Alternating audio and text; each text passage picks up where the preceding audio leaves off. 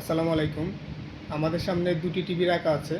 ডান পাশের টিভিতে MEMC features আছে, বাম পাশের টিভিতে এমইএমসি ফিচার নেই। আজকে আমরা দেখব এমইএমসি ফিচার থাকার ফলে যখন কোনো মুভিং পিকচার প্লে হয় তখন কত স্মুথলি রান হয়।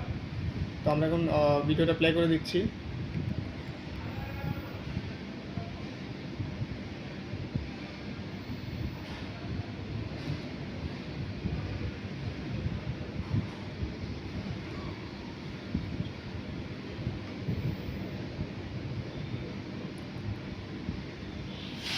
এখানে ডান পাশের টিভিটা স্মুথলি পিকচারটা রান করতে পারছে, কিন্তু বাম পাশের টিভিটা পিকচার রান হওয়ার সময় বাফারিং করছে। স্মুথ রান হচ্ছে ডান পাশের টিভিটা এবং বাম পাশের টিভিটা বাফারিং করছে।